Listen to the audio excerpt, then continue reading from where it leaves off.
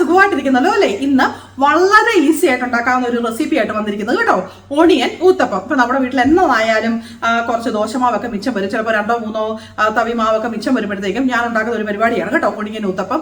ഏറ്റവും ഈസിയാണ്, സിമ്പിൾ ആണ്. കുറച്ച് എന്താ പറയുക, നമ്മുടെ തമിഴ്, ഇത് ഒരു തമിഴ് സ്റ്റൈലാണ് കേട്ടോ ഈ ഓണിയൻ ഊത്തപ്പം. അവിടെ തമിഴ്നാട്ടുകാർക്കൊക്കെ ഭയങ്കര ഇഷ്ടമാണ്. പിന്നെ കർണാടകയിൽ ഞാൻ ഉണ്ടായിരുന്നപ്പോഴും ഈ ഓണിയൻ ഊത്തപ്പം എനിക്ക് ഭയങ്കര ഇഷ്ടമായിരുന്നു. അപ്പം ഞാൻ സാധാരണ യൂസ് ചെയ്യുന്നത് നമ്മുടെ സവോള ചെറുതായിട്ട് അരിഞ്ഞിട്ടാണ്. ഇന്ന് സവോളയ്ക്ക് പകരം ഞാൻ എടുത്തിരിക്കുന്നത് നമ്മുടെ ചെറിയുള്ളിയാണ് കേട്ടോ, തമിഴിൽ പറയും ചിന്ന വെങ്കായം. അത് വെച്ച് എങ്ങനെയാണ് ഈസി ആയിട്ട് ടേസ്റ്റി ആയിട്ട് വളരെ പെട്ടെന്ന് ഒരു ഓണിയൻ ഊത്തപ്പം എങ്ങനെയാണ് ഉണ്ടാക്കുന്നത് നിങ്ങൾ ജസ്റ്റ് ഒന്ന് കണ്ടു നോക്കുക കേട്ടോ.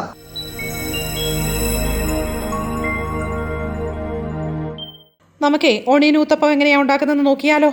ഞാൻ മാവ് എടുത്ത് വെച്ചിട്ടുണ്ട് കേട്ടോ. ഒരു 2-3 ദോശയ്ക്കുള്ള മാവേ ഞാൻ എടുത്ത് വെച്ചിട്ടുള്ളൂ. ആ മാവ് ഞാൻ നേരത്തെ റെസിപ്പി പറഞ്ഞിട്ടുണ്ട്, എങ്ങനെയാണ് നല്ല ഒന്നാന്തരം ദോശമാവ് ഇഡലി മാവ് അരയ്ക്കുന്നതെന്ന് ഞാൻ കറക്റ്റായിട്ട് പറഞ്ഞിട്ടുണ്ട്. നേരത്തെ നമ്മളൊരു വീഡിയോ ഇറക്കി വിട്ടിട്ടുണ്ട്, 3:1:1. അറിയാൻ മേലാത്തവർ ആ വീഡിയോ ഒന്ന് കാണുക കേട്ടോ. അപ്പോൾ അങ്ങനെ അരച്ച് വെച്ചിരിക്കുന്ന ദോശമാവ്, പിന്നെ എടുത്ത് വെച്ചിരിക്കുന്ന ഒരു രണ്ട് നല്ല പച്ചമുളക് കേട്ടോ, പിന്നെ കുറച്ച് മല്ലിയില അരിഞ്ഞ് വെച്ചിട്ടുണ്ടേ. പിന്നെ നമുക്ക് സവോള കൊണ്ടും ഉണ്ടാക്കാം, ചെറിയ ഉള്ളി കൊണ്ടും ഉണ്ടാക്കാം. ഇപ്പോൾ എല്ലാവർക്കും അറിയാമല്ലോ, ചെറിയ ഉള്ളി ആണെങ്കിൽ നല്ല ടേസ്റ്റാണ്. അപ്പോൾ ഈ ചെറിയ ഉള്ളി ചെറുതായിട്ട് അരിയുക. അപ്പം ഞാൻ ഒരു കൈ, അതായത് ഒരു 10-12 ചെറിയ ഉള്ളി ഞാൻ എടുത്ത് വെച്ചിട്ടുണ്ടേ. പിന്നെ നമുക്ക് വേണ്ടത് ഇത്തിരി കായമാണ് കേട്ടോ, അതൊരു ടേസ്റ്റിന് വേണ്ടിയിട്ട്. പിന്നെ നമ്മുടെ കടുകെണ്ണ, അപ്പോൾ ഇത്രയും സാധനമാണ്, നല്ലെണ്ണ, ഇത്രയും സാധനമാണ് നമുക്ക് വേണ്ടത്. അപ്പം നല്ല ഒന്നാന്തരം നമ്മുടെ ഒണിയൻ ഊത്തപ്പം എങ്ങനെയാണ് ഉണ്ടാക്കുന്നതെന്ന് നോക്കാം. ആദ്യം നമുക്ക് ഈ ചെറിയ ഉള്ളി നന്നായിട്ടൊന്ന് അരിഞ്ഞെടുക്കാവേ. സവോള ഞാൻ ചെറുതായിട്ട് അരിഞ്ഞ് വെച്ചിട്ടുണ്ട്, പച്ചമുളക് ചെറുതായിട്ട് അരിഞ്ഞ് വെച്ചിട്ടുണ്ട്, മല്ലിയില നമ്മൾ ചെറുതായിട്ട് അരിഞ്ഞ് വെച്ചിട്ടുണ്ട്, ഒരു ദോശക്കല്ല് ചൂടാക്കാൻ വെച്ചിട്ടുണ്ട് കേട്ടോ. അപ്പം നമുക്ക് നമ്മുടെ ദോശമാവ് ഒഴിച്ച് നമുക്ക് നോക്കാം എങ്ങനെ ഇത് ബാക്കി ഉണ്ടാക്കുന്നതെന്നേ. അപ്പം ദോശക്കല്ല് നന്നായിട്ട് ചൂടായിട്ടുണ്ട്. അതിലേക്ക് ഞാനൊരു തവി മാവ്, നമുക്ക് നോക്കാം, ഒരു 1.5 തവി മാവ് ഒഴിക്കാവേ. എന്നിട്ട് അത് ചെറുതായിട്ടൊന്ന് പരത്തി കൊടുക്കുക കേട്ടോ. ഇത് മതി, ഈ ഒരു റൗണ്ട് മതി. ഒന്ന് പരത്തിക്കെടുത്തിട്ട് അതിലേക്ക് കൂടുതലൊന്നുമില്ല, നമ്മൾ എടുത്ത് വെച്ചിരിക്കുന്ന കുറച്ച് പച്ചമുളക് ചേർത്ത് കൊടുക്കുക, കുറച്ച് മല്ലിയില ചേർത്ത് കൊടുക്കുക, പിന്നെ മെയിൻലി നമ്മുടെ ഓണിയൻ കേട്ടോ, എടുത്ത് വെച്ചിരിക്കുന്ന കുഞ്ഞുള്ളി ചേർത്ത് കൊടുക്കുക. നീ കണ്ടോ, നമ്മൾ ചേർത്ത് കൊടുത്തിട്ടുണ്ടല്ലോ. നമ്മൾ ചെയ്യേണ്ടതെന്ന് വെച്ച് കഴിഞ്ഞാൽ കുറച്ച് കായം ചേർക്കാവുള്ളൂ കേട്ടോ. ജസ്റ്റ് ഒന്ന് കുറച്ച് കായപ്പൊടി ചേർത്ത് കൊടുക്കുക. എന്നിട്ട് നമ്മുടെ നല്ലെണ്ണ ഒന്ന് തൂവി കൊടുക്കുക കേട്ടോ.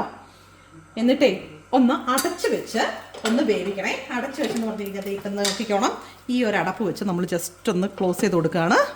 ഒരു 2 മിനിറ്റ് ഒന്ന് ക്ലോസ് ആയിരുന്നോട്ടെ, 2 മിനിറ്റ് വേണ്ട കേട്ടോ, സോറി, ഒരു 10-20 സെക്കൻഡ് ഒന്ന് ക്ലോസ് ചെയ്തിട്ട് നമുക്കിതൊന്ന് തിരിച്ചിടാമേ. നമുക്കിത് തിരിച്ചിട്ട് കൊടുക്കേ. എന്നിട്ട് ഒന്നുകൂടെ ഞാനൊന്ന് ക്ലോസ് ചെയ്ത് വെക്കുന്നുണ്ടേ. അത് ഒരു 20 സെക്കൻഡ് മതി കേട്ടോ. ഒരു 20 സെക്കൻഡ് ആയിട്ടുണ്ട്. ഇനി നമുക്ക് ഒരു പ്ലേറ്റിലേക്ക് നമുക്ക് ദോശ മാറ്റാം കേട്ടോ.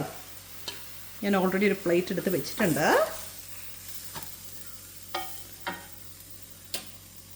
ദേ കണ്ടോ, നമ്മുടെ നല്ല ആവി പറക്കുന്ന നല്ല ഒന്നാന്തരം ഒനിയൻ ഊത്തപ്പം റെഡി ആയിട്ടുണ്ട് കേട്ടോ. ഇതിൻ്റെ കൂടെ ശരിക്കും പറഞ്ഞാൽ നല്ല തേങ്ങാ ചമ്മന്തിയൊക്കെ അടിപൊളിയാണ്, സാമ്പാറിൻ്റെ കൂടെ പോകും. ഇനി ഒരു കറി ഇല്ലെങ്കിലും ഇത് കഴിക്കാം കേട്ടോ, ഭയങ്കര ഹെൽത്തിയാണ്. അപ്പം എല്ലാവരും ഇതൊന്ന് ട്രൈ ചെയ്ത് നോക്കണേ. നല്ല അടിപൊളി ഒനിയൻ ഊത്തപ്പം എങ്ങനെയാണ് ഉണ്ടാക്കുന്നതെന്ന് കണ്ടല്ലോ അല്ലേ. ഇതിൻ്റെ കൂടെ തേങ്ങാ ചട്നി ഭയങ്കര ടേസ്റ്റാണ് കേട്ടോ. അപ്പം നല്ല ഒന്നാന്തരം ഒരു തേങ്ങാ ചട്നിയുടെ കൂടെ ഇത് കഴിക്കാൻ നോക്കുക. ഇപ്പോൾ തേങ്ങാ ചട്നി ഇല്ലെങ്കിൽ പോട്ടെ, സാമ്പാറിൻ്റെ കൂടെ നമുക്ക് കഴിക്കാം. പിന്നെ ഇനിയിപ്പം ഇത് രണ്ടും ഇല്ലെങ്കിൽ ഞാൻ നേരത്തെ ഉണ്ടാക്കാനായിട്ട് പഠിപ്പിച്ച ഒരു ഇഡലി പൊടിയില്ലേ, നമ്മുടെ ഗൺ പൗഡർ, ആ ഗൺ പൗഡർ ഇതിന്റെ മേലെ ഒന്ന് വിതറിയാലും ഭയങ്കര ടേസ്റ്റ് ആണ് കേട്ടോ. അപ്പം നിങ്ങൾ നിങ്ങളുടെ ഇഷ്ടത്തിനനുസരിച്ച് എങ്ങനെയാണ് ഇത് ഉണ്ടാക്കുന്നതെന്ന് നോക്കി. ഇതിന്റെ ബേസിക് ആണ് ഞാനിപ്പോൾ പറഞ്ഞു തന്നിരിക്കുന്നത്. പിന്നെ നമുക്ക് എന്ത് വേണേലും ആഡ് ചെയ്ത് നമുക്ക് ടേസ്റ്റ് കൂട്ടാം കേട്ടോ. അപ്പം എല്ലാവരും ഒന്ന് ഉണ്ടാക്കി നോക്കുക. വീഡിയോ ഇഷ്ടപ്പെട്ടിട്ടുണ്ടെങ്കിൽ നിങ്ങൾ ലൈക്ക് ചെയ്യുക, ഷെയർ ചെയ്യുക, സബ്സ്ക്രൈബ് ചെയ്യുക. അടുത്ത ആഴ്ച അടുത്ത വീഡിയോ ആയിട്ട് വീണ്ടും വരാം.